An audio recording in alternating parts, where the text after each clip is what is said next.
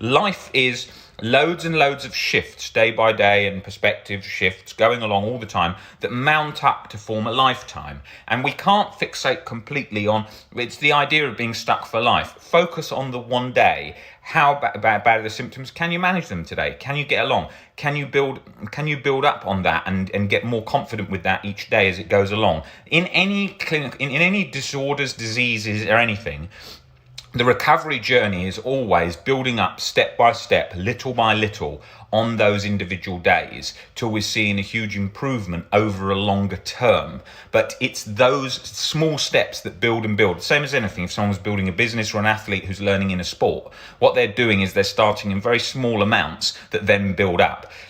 But then what OCD tends to do, and most anxiety disorders tends to do, and so does depression, is it fixates completely on the fact that this thing is so bad, this can't get any worse. And plus you've got an emotional feeling of how you feel in this moment that then kind of makes you feel like if you feel like this now, then you will never feel any different. But emotions today aren't the same as emotions forever.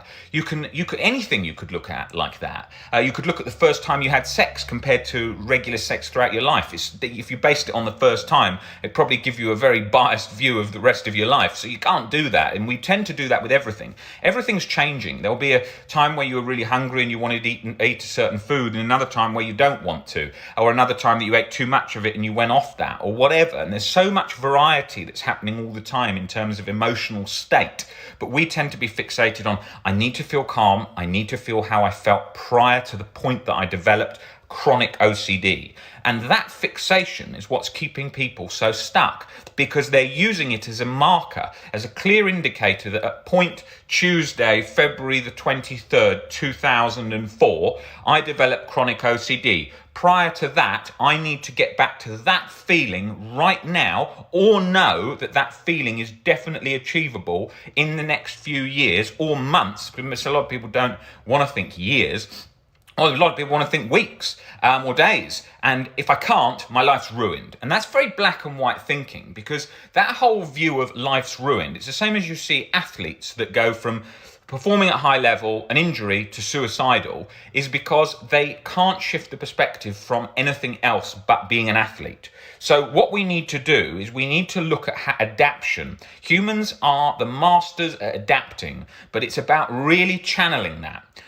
I could find you hundreds of people that have severe diseases in a really bad state, that their outlook and how good they feel today in their mind is so much better than a lot of us do when we're on bad days, because they have got a perspective on that shift. Now that's the same with OCD. Like I often say, I could have 30 to 40% anxiety back today, physical, whilst on this video. I could have that now, and I wouldn't be bothered. I would think, I really don't like this, but it should pass at some point. However, if I did have the beliefs prior, I wouldn't be in that position, because I would be thinking things like, oh, what if it never goes? Oh my God, what if it's real? Oh my God, I can't handle this. How can I even speak? What if people see me speaking and then I seem really odd? All of those compounding irrational beliefs would sort of linger around that and would create that sensation of feeling completely locked and trapped.